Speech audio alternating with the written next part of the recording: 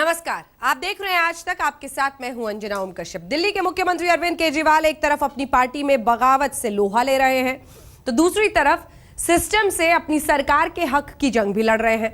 चाहे दिल्ली पुलिस हो, उस पर कब्जे की बात, एमसीडी, उस पर कब्जा चाहते हैं। केजरीवाल सब कुछ अपनी सरकार के दायरे में लाना चाहते हैं। ताजा उनकी जंग हो रही है दिल्ली के विद्युत नियामक बोर्ड से। हुकूमत की जंग में केजरीवाल, छेड़ी दिल्ली के हक की लड़ाई। एमसीडी दिल्ली पुलिस पर मांगा हक। उपराज्यपाल से सीएम की जंग और अब डीईआरसी पर दंगल।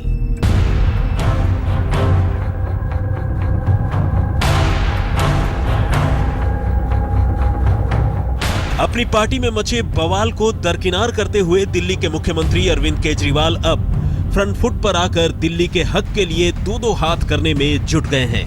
हमारी सरकार बन गई तो बिजली के बिल आधे कर देंगे। दिल्ली में बिजली पानी पर लुभावने वादे करके सत्ता में आने वाले केजरीवाल ने दिल्ली विद्युत नियामक आयोग यानी डीईआरसी को निशाने पर लिया है। अरविंद केजरीवाल ने डीईआरसी से 2011 से 2014 के बीच बिजली की दरें बढ़ाने की वजहें बताने के लिए कहा था। इसके लिए अरविंद केजरीवाल ने डीईआरसी को पत्र लिखकर पूछा था कि आखिर लाइन लॉस और बिजली चोरी रोकने की बजाय उसने बिजली के दाम क्यों बढ़ा दिए। केजरीवाल के इस पत्र के साथ ही सरकार और डीईआरसी के बीच जंग शुरू हो गई। केजरीवाल के पत्र के जवाब में डीईआरसी ने दिल्ली सरकार को किसी भी तरह की सफाई देने से साफ इनकार कर दिया है। डीईआरसी ने 30 मार्च को बिजली विभाग के प्रिंसिपल सचिव को चिट्ठी लिखकर अपना जवाब भेजा है। डीईआरसी ने अपने इस पत्र में साफ अपनी दलीलें दी हैं। डीईआरसी एक क्वासी जुडिशियल बॉडी यानी अर्ध न्यायिक संस्था है और इलेक्ट्रिसिटी एक्ट 2003 के तहत बिजली दरें तय करने का अधिकार सिर्फ उसी के पास है। चूंकि डिस्कॉम्स में 49% हिस्सेदारी सरकार के पास है और उसके अफसर बोर्ड ऑफ डायरेक्टर्स में हैं, इसलिए डीईआरसी से बेहतर दिल्ली सरकार को इसके बारे में पता होना चाहिए। बिजली दरों पर सभी आदेश वेबसाइट पर उपलब्ध हैं। दिल्ली सरकार जो भी जानकारी चाहे वहां से ले सकती है। यदि बिजली की दरों को लेकर कोई शिकायत है तो वो appellate tribunal for electricity APTEL में शिकायत कर सकती है। सरकार को अगर कोई शिकायत है तो वो ऊपर की संस्था में अपील कर सकती है। जो प्रिंसिपल सेक्रेटरी की पावर है, उसने ये चिट्ठी लिखी है, अगर लिखी है, मुझे फैक्ट नहीं पता, तो उसने बहुत गलत काम किया। उसको ये चाहिए था कि इनको कहता कि हम इस पे आप अपील करते हैं, एक हायर अथॉरिटी है उसको मूव करते हैं, या हम हाई कोर्ट को मूव करते हैं, या सुप्रीम कोर्ट मूव करते हैं, और इनको बताते हैं अपना रैशनल एक्सप्लेन करें। क्योंकि हर आदमी ये जानता है कि जो कोर्ट्स होती हैं, चाहे जुडिशियल कोर्ट्स हों, जो एक्स्ट्रा जुडिशियल कोर्ट्स हों, जो वो ऑर्डर लिखती हैं उस पर बाद में ऐड और सब्ट्रैक्ट नहीं कर सकती। वो उनको अलाउड नहीं है कि अपने ऑर्डर को इंटरप्रेट करो। डीईआरसी के इस पत्र का मजमून बताता है कि दिल्ली सरकार और डीईआरसी के बीच टकराव और बढ़ सकता है। डीईआरसी स्वायत्त संस्था के रूप में अपना काम करती आ रही है, जबकि अरविंद केजरीवाल इसे दिल्ली सरकार के अधीन लाना चाहते हैं। इसी क्रम में उन्होंने डीईआरसी से पिछले 4 सालों में बिजली के बढ़े हुए टैरिफ के बारे में जवाब तलब किया था, जिसे बताने से डीईआरसी ने साफ इनकार कर दिया। तो आपको पता ही नहीं है कि जुडिशरी क्या है, एग्जीक्यूटिव क्या है, आपका पार्लियामेंट क्या है, एमपी क्या है, एमएलए क्या है, तो आपको फर्क ही नहीं पता। आप ये समझते हैं कि बस मैं इलेक्ट हो गया तो मैं राजा बन गया। अरे कल जो एमसीडी के काउंसलर इलेक्ट हुए हैं या वहाँ के मेयर्स इलेक्ट हुए हैं, वो भी तो इलेक्ट हुए हैं डायरेक्ट इलेक्शन से। वो भी अगर इस तरह बिहेव करने लगे तो वो भी कहें जी अब ये चीफ मिनिस्टर है, इसके घर में जाके कूड़ा फेंको, या इसके घर का कूड़ा नहीं साफ करेंगे, या इसकी गाड़ी के सामने हम लेट जाएंगे, तो ये तो कोई वो चीज़ नहीं। केजरीवाल का बिजली विभाग से जंग का नाता बड़ा पुराना है। राजनीति में आने के बाद उन्होंने लोगों के घरों में कटे कनेक्शन को फिर से जोड़कर अपने राजनीतिक जीवन की शुरुआत की थी। ऑडिट होने के बाद रिजल्ट्स आ जाएंगे। 2014 में सत्ता में आने के बाद उन्होंने बिजली कंपनियों के ऑडिट का आदेश भी दे दिया था। इस बार सत्ता में आने के बाद केजरीवाल ने डीईआरसी पर कब्जे की कवायद शुरू की है।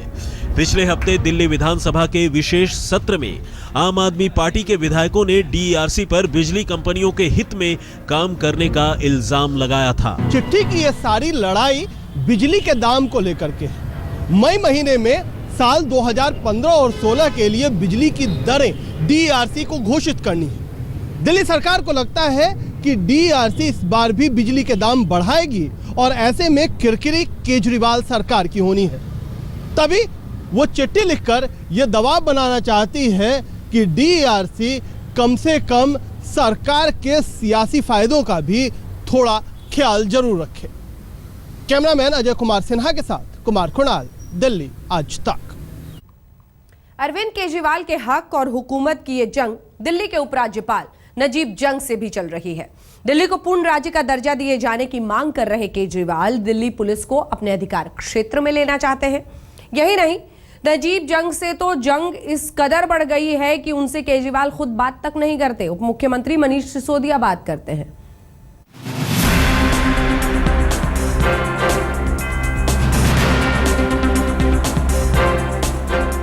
पूर्ण स्वराज का नारा लेकर राजनीति में कूदे केजरीवाल अब दिल्ली में पूर्ण स्वराज के लिए अड़े हुए हैं। दिल्ली विधानसभा चुनाव के दौरान ही अरविंद केजरीवाल सार्वजनिक मंचों से कई बार कह चुके हैं कि वो दिल्ली को पूर्ण राज्य का दर्जा दिलवाने के लिए हर मुमकिन कोशिश करेंगे। और इसी कड़ी में केजरीवाल की नजर दिल्ली पुलिस विभाग पर टिकी है। दिल्ली में सरकार का कामकाज संभालने के बाद से अरविंद केजरीवाल ने मंशा साफ जाहिर कर दी। हर विभाग में अपना अधिकार और अधिकारों की इस फहरिस्त में उन्होंने पहला अधिकार जताया दिल्ली पुलिस विभाग पर, जिसका पूरा कार्यभार दिल्ली के उप राज्यपाल नजीब जंग पर है। इस मुद्दे पर दिल्ली के उपराज्यपाल और मुख्यमंत्री के बीच टकराव के हालात बने हैं, लेकिन दिल्ली के उप मुख्यमंत्री का कहना है कि सब ठीक है।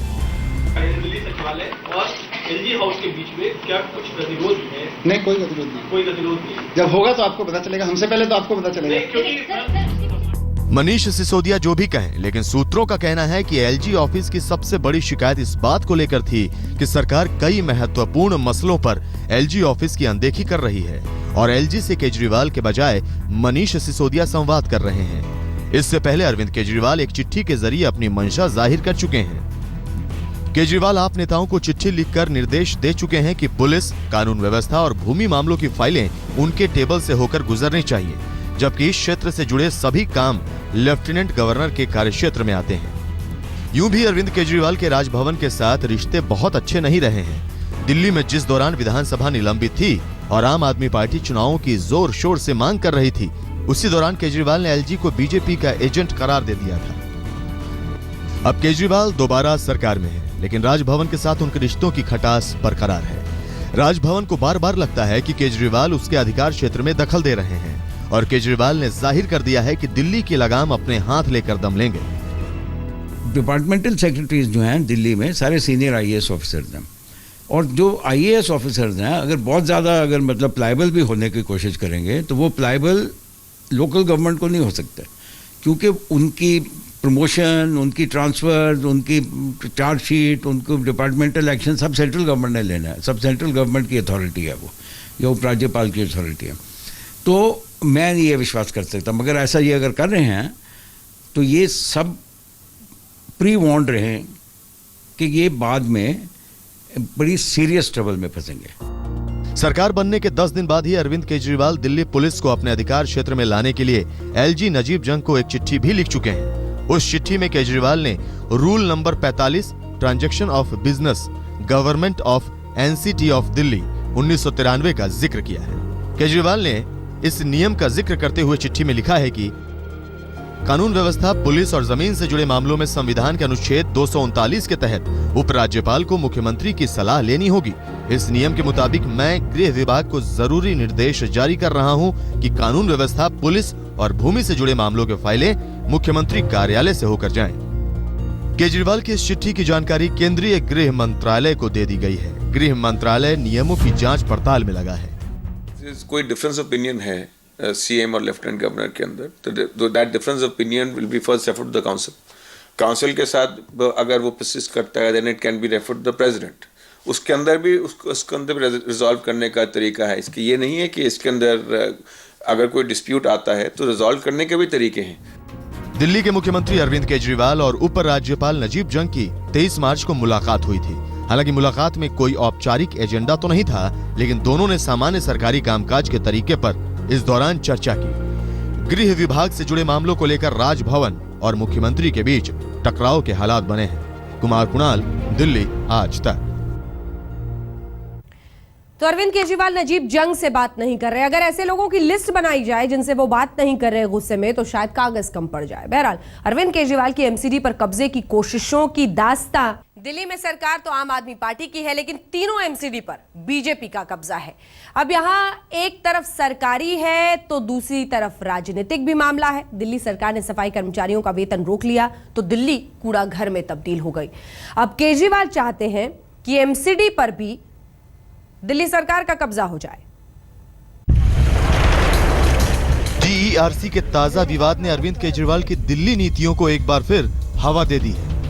डीईआरसी और गृह विभाग के अलावा अरविंद केजरीवाल एमसीडी में भी दिल्ली सरकार का अधिकार चाहते हैं। दिल्ली मुख्यमंत्री और उप मुख्यमंत्री दोनों ही कह चुके हैं कि एमसीडी को कोई बेहतर ढंग से चला सकता है तो वो दिल्ली सरकार है।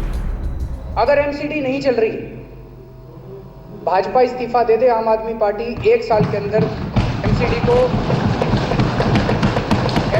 हम फायदे में लाके दिखा देंगे। एमसीडी में केजरीवाल अपना दखल तो चाहते हैं, लेकिन इन दिनों जो हालात हैं उनसे दिल्ली वाले हलकान हैं और सफाई कर्मी परेशान। केंद्र से 600 करोड़ रुपए आना है एमसीडी का, वो अभी तक आया नहीं है। अरविंद जी ने ये तक कहा है कि आप पैसा हमसे ही मत लो, सीधे आके केंद्र से मिल लो, सीधा पैसा उनसे ले लो, अपना काम करो। दरअसल 3 महीने से सफाई कर्मियों को वेतन नहीं मिला है और एमसीडी का दावा है कि केजरीवाल सरकार ने उनके हिस्से के 1800 करोड़ रुपए दबा कर रखे हैं। वहीं केजरीवाल सरकार का कहना है कि एमसीडी के हिस्से का 600 करोड़ रुपए केंद्र ने रोका हुआ है। देनदारी ठहरी हुई है और राजनीति जोरों पर है। आप 1 महीने में आपने क्या किया है? आपने जो वायदे किए थे पूरे कर लिए क्या? स्कूल बन गए क्या? अस्पताल बन गए क्या? जगह ले ली क्या? अब वो डीडीए पर परसेंट चिन्ह लगा रहे हैं, अब वो दिल्ली पुलिस पर परसेंट चिन्ह लगा रहे हैं। जो काम उनके अधिकार में नहीं आता उन कामों की तो वो डिमांड कर रहे हैं केंद्र सरकार से और एलजी साहब से, और जो उनके काम आते हैं नगर निगम को सही चलवाना और नगर निगम की सहायता करना, उस काम से पीछे भाग रहे हैं। इस प्रकार से अगर वो करेंगे तो दिल्ली की जनता ने जितना उनको समर्थन दिया है, यह वही जनता है जो समय समय पर उखाड़ कर फेंक देती है। दिल्ली की सिविक बॉडी एमसीडी के लिए फंड केंद्र और दिल्ली सरकार से जारी होता है। एमसीडी का दावा है कि दिल्ली सरकार सफाई कर्मियों को पैसा जारी नहीं कर रही और दिल्ली सरकार का दावा है कि केंद्र ने पैसा रोका हुआ है। केजरीवाल भले ही एमसीडी पर निगाहें जमाए बैठे हों, लेकिन सफाई कर्मियों के तबके ने केजरीवाल को बड़ी तादाद में वोट दिया था और इस वक्त भी इनकी निगाहें केजरीवाल पर ठहरी हुई हैं। 70 सीटों की दिल्ली विधानसभा में आम आदमी पार्टी को चुनाव में 67 सीटों पर जीत हासिल हुई और प्रचंड बहुमत मिला, जिसके बाद लोगों की उम्मीदें और उनकी जिम्मेदारी दोनों बढ़ गई। लेकिन अब सरकार जिम्मेदारी की कम और अधिकारों की बात ज्यादा कर रही है, जिससे सरकार के अंदर और बाहर दोनों ही तरफ उसे विरोध झेलना पड़ रहा है। कैमरा पर्सन फैजान के साथ रजत सिंह, दिल्ली आज तक। संदेश बिल्कुल साफ है, आम आदमी पार्टी में रहना है तो केजरीवाल करना है। हमारी इस विशेष पेशकश में इतना ही, लेकिन देश दुनिया की बाकी खबरों के लिए आप देखते रहिए आज तक।